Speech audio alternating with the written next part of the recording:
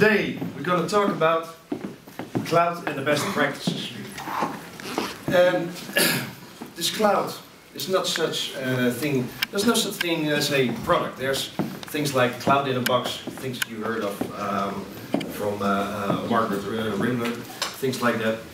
There's no such thing like a ready cloud solution for every customer. So I want to give you more of a detailed view on how we think cloud solutions should be approached and the things that should be taken into consideration. Now, a cloud is a different thing from a virtualized data center. What I always have been saying in the beginning is that a cloud is not necessarily virtualization. Virtualization could be part of a cloud, but it's not a cloud in itself. So it is consumed differently. It means that we're not talking about some virtual machine that is going to be deployed somewhere with a stack on it or things like that. It's also run differently. It's completely different than a virtual data center. It's also built differently. I'm going to take you through those steps in a minute. And it's governed differently. You need to make sure that you have some policies around it, steps to make sure that everything is deployed correctly. And it's also sourced differently, meaning that the way it is deployed is completely different than what you might expect. Now, the cloud might be closing some remaining gaps, and mind the word some. It's not the solution to all your problems. Like it was said before, it might solve 80% of all your needs, but there's probably some 20% that might not be able to get into the cloud. Now, what we have here is IT with unlimited scale. So you're able to scale out indefinitely how much you want to consume. Also, one of the NIST definitions also says there should be a fair amount of self-service in it. Now, also a point that I want to mention, and it's going to be later on in some slides as well, is developer integration.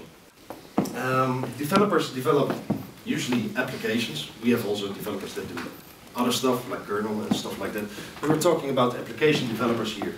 It's going to be also a different ball game. It's not the developers here and operations there. It's going to be a kind of a mix.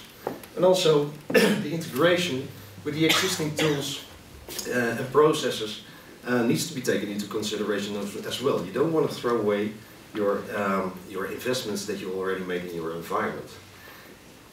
One of the benefits also is the agility and time to market. The way you're able to deploy a virtual machine is a good example of that. But also, that's the talk next door, and later on at 4 o'clock, Eric Chabel will tell you and show you how fast you can deploy an application. For example, in OpenShift. It took me 3 minutes, even me. So, and also what needs to be considered is software system lifecycle management, because those things will be faster and quicker, will have quicker turnaround times as well. So what would you need for changes into the cloud? You have to think of a few things. Open source has always been about modularity, building things in a modular way so you can exchange different components and things like that. Cloud exactly works the same way. You need to automate processes in the way you used to make scripts and things like that. You need to automate the process and make sure it is all well defined and executable. Now, also business integration. That's a step. I was talking earlier to some guys. They were asking me all questions about cloud forms and things like that, which I don't know too much about it, but it's going to come. But it's a technical issue. It doesn't really solve your business needs. They were looking at different solutions. Every time they came to a solution and saying, yeah, it's about what we want, but not exactly that what is right for us. There needs to be some sort of customization in any way if you want to make sure that the business also completely interfaces with the cloud. And also automated lifecycle management. Now, this is actually my whole presentation. There's more slides, there's more information coming. Don't worry. But this is like the base of it. First, step one. Sounds like a song from New Kids on the Block. Step one, cut through the cloud clutter. So make sure you understand what all the offerings are and what cloud might solve for you. And all the buzzwords and things like that, make sure it ties to your own business. And that's probably the most heard reason why people are here. You want to know what Reddit is doing in terms of cloud. Now, once you've done that, you go design services, not systems. So we're talking about services. What could be a service? Email, chat, a document management system, a web server, things like that. Define the servers. And then optimize and orchestrate the resources that you need for them. Define SLAs, things like that. And then fourth step is align that with the business and make sure that the business also benefits from the results that you were making in the steps before. And keep going through that cycle over and over again. And this will be your new IT model in how you deploy or facilitate a business with IT. So that's a completely different model from a practical standpoint. Now, I'm not sure if you can read all the little ones, but it's like, can you read?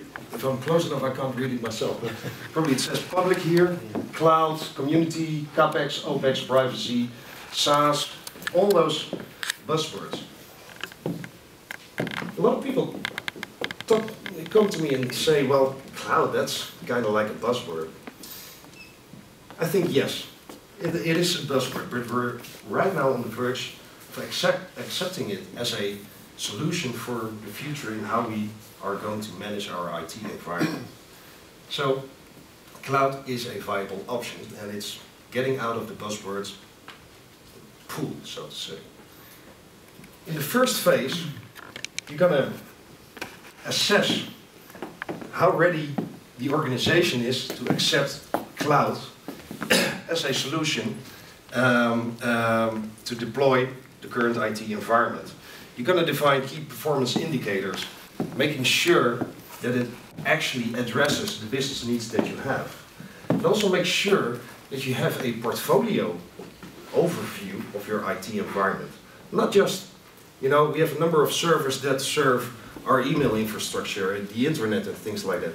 No, make sure that you define the actual services. Also take into consideration standard operating environment. The SOE, or standard operating environment, is something that you have standardized. Commoditization. How standardized is your environment? To what level are you able to deploy things in a commoditized way? Define also the requirements for an open cloud.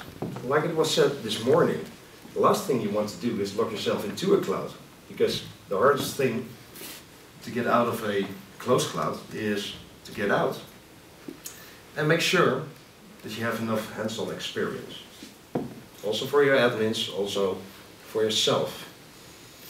Now, these questions you need to really consider for yourself.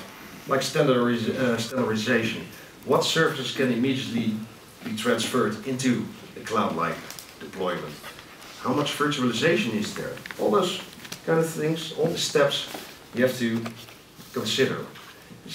In this phase, you're really doing an assessment of your current IT environment, because things will definitely change. I also had a quick conversation with Torben, and we came up with the metaphor of traveling. If you travel to a country you have never been before, what's the first thing that you do? Or at least most people do. You buy a guide to make sure that you know what the country is about, what are the best places to go, what are the things that have your preference, what do you personally like. Some like going to the sea, the other like to hike on a mountain or something like that. Just make sure you have all those things in place that you know where you want to go to.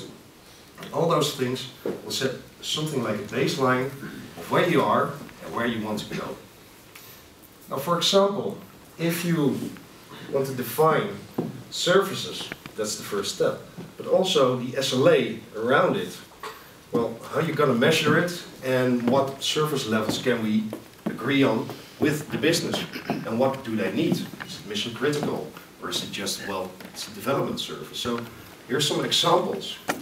Well, how many hours do I get to deploy a new server?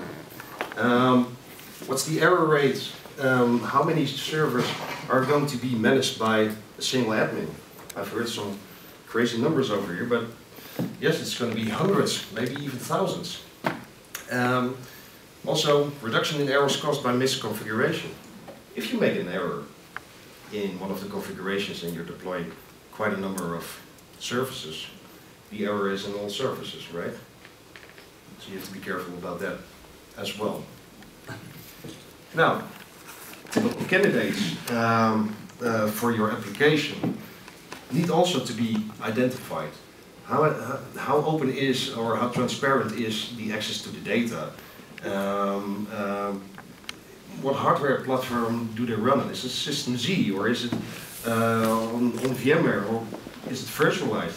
And how do I want to scale?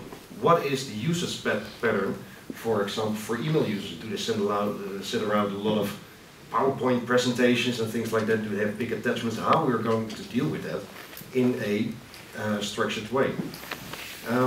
You probably already heard that we have some data solution acquired last year.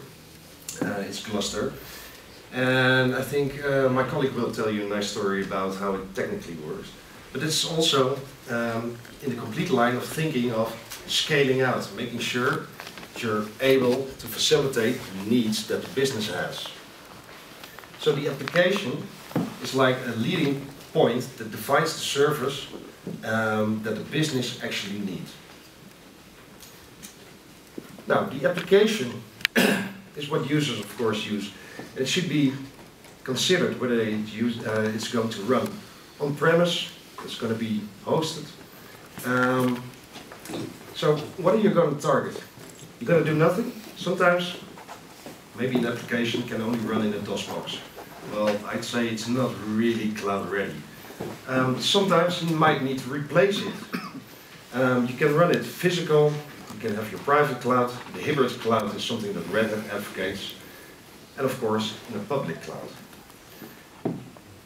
Now the term hybrid is a little bit daunting to me. It's ambiguous, to say the least. Hybrid cloud means for me that you have the opportunity to go into a public offering.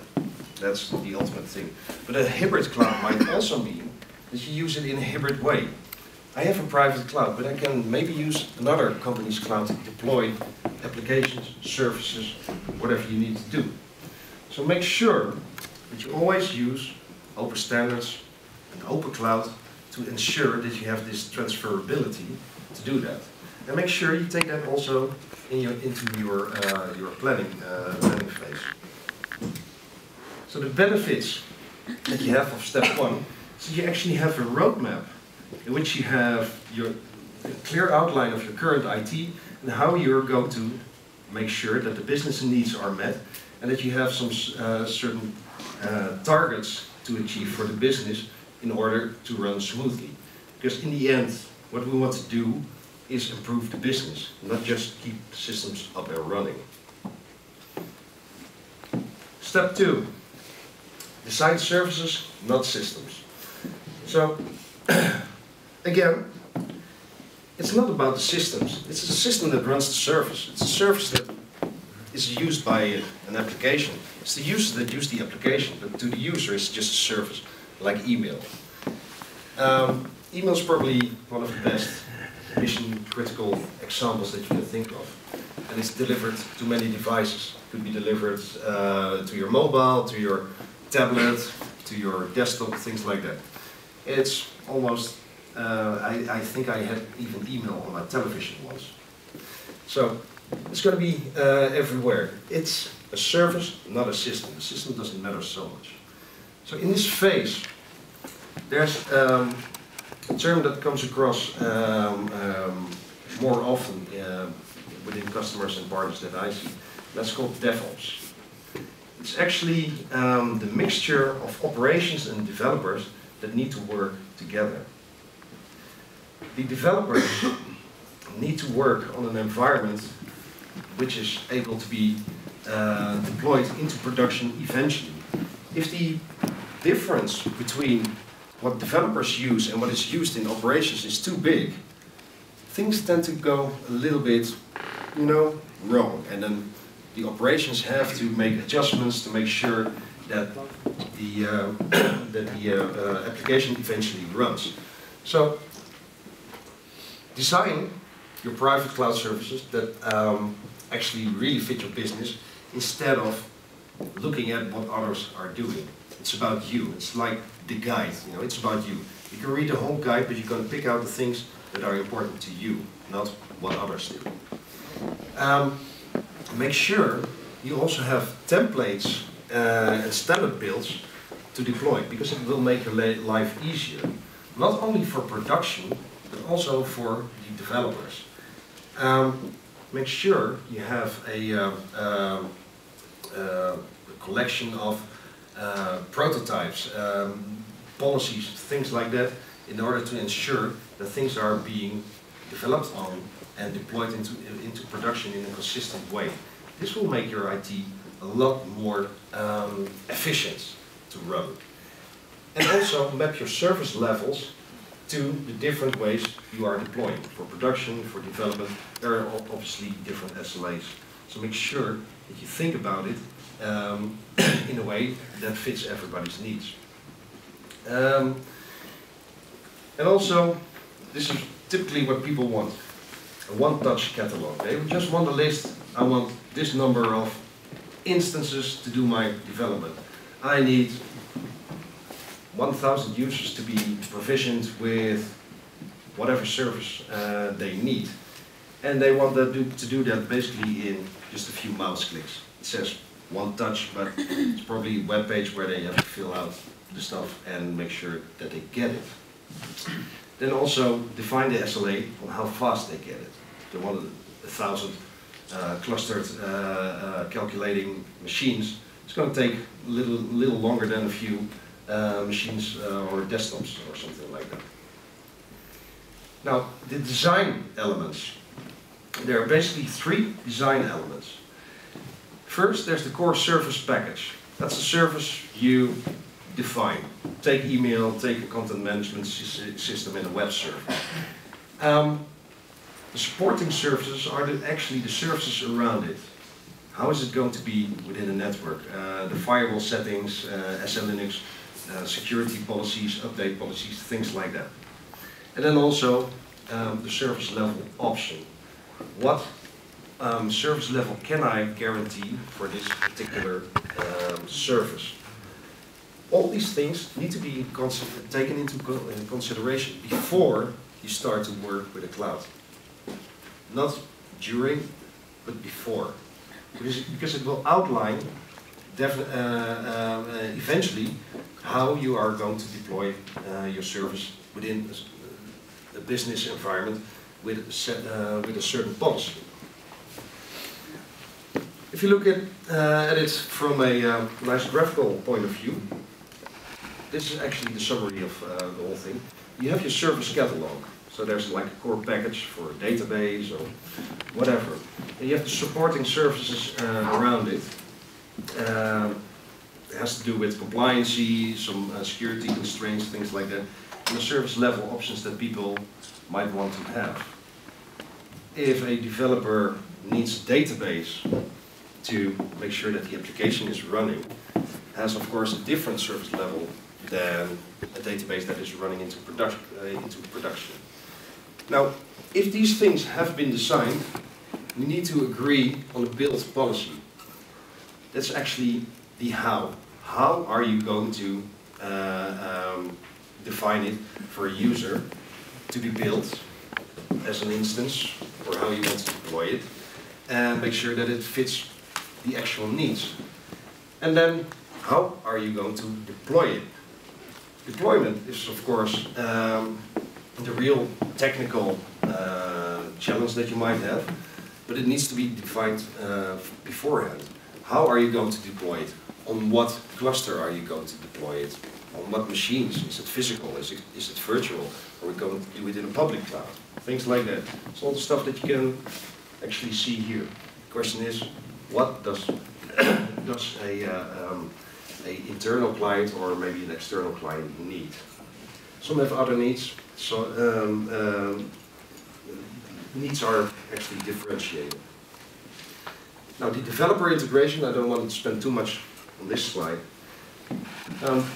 Developer integration is an important factor nowadays because, as we can see, the world is obviously changing. There's a lot of people working with Twitter, Facebook, social media, even Salesforce is moving towards a direction which has a more sociable way of working, which also comes with customer, well, not necessarily complaints, but also requirements. Customers actually require some application to be, for example, social. We want to interact with other users and learn from what they do.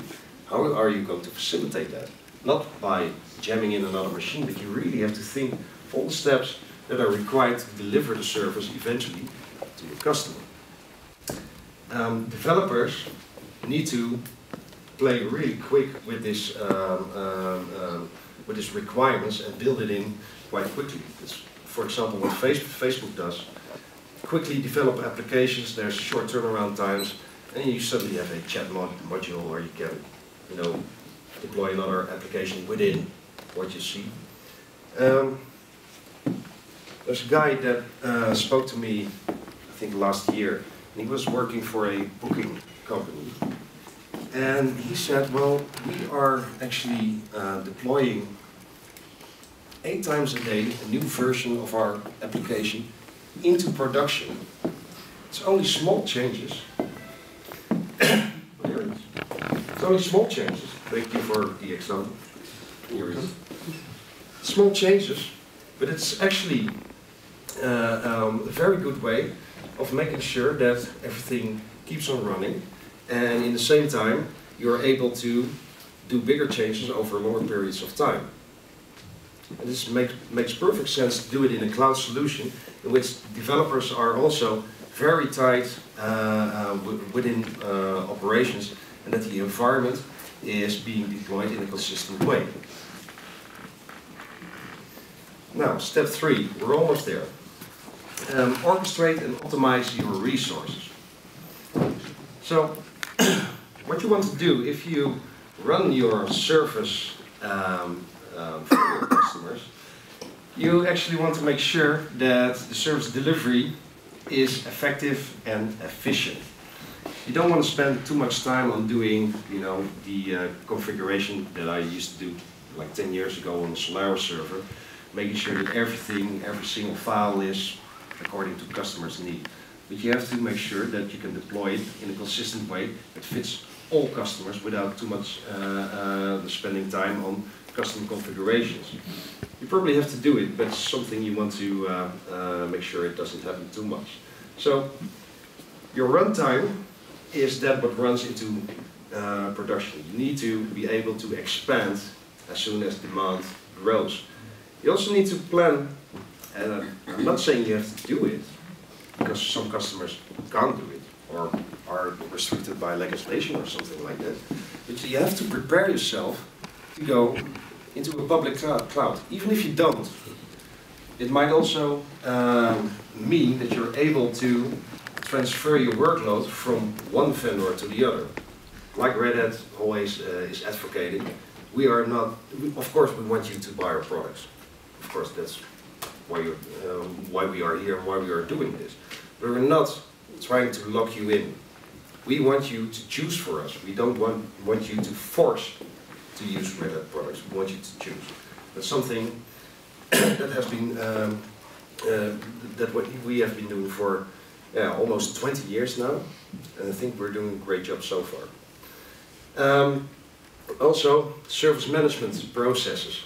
Make sure that applications get updated and that there is a clear policy on how you're doing that.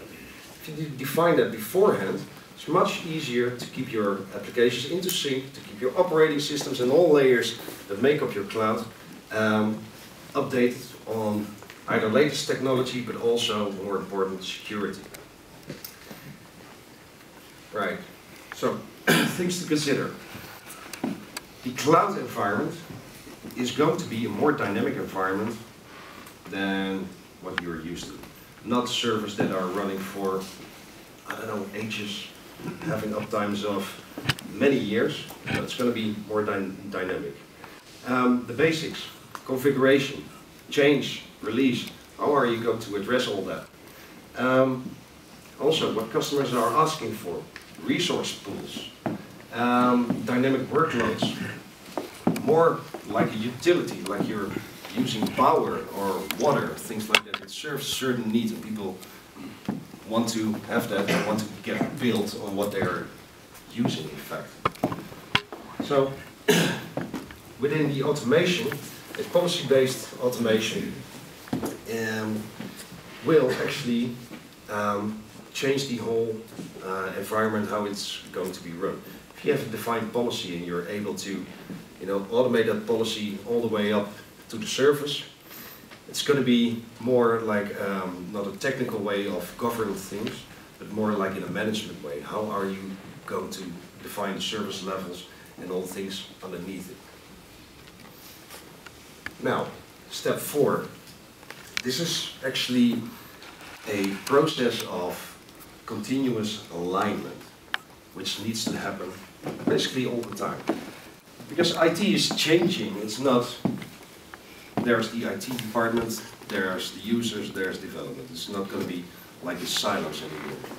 It's going to be more interactive, like we see like this whole world with Twitter and things like that. It's going to be more interactive.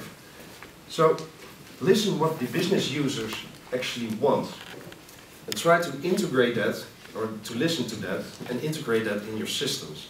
Because obviously it is, like in an open source way, like a democratic thing in which the software and the service will improve itself. I have a nice example. One of my friends works for a legal company. Has nothing to do with IT, well, slightly. And they were looking actually for a way to share how they deal with actual cases from the colleagues in between. So, how did you handle this case with the house owners that had a conflict? Right now they implemented a sort of Twitter-like solution in which they're able to share all these experiences with each other, and they actually start to interact with each other, making sure that the business becomes much more agile, better. They can learn from each other quickly, they can find files quickly, and also they have created a policy, for example, on Twitter. If somebody twitters with a certain set of things, complaining about the service or something like that, there's someone that's alert of it and will make a new case out of it, making sure that this whole thing gets picked up and handled with accordingly.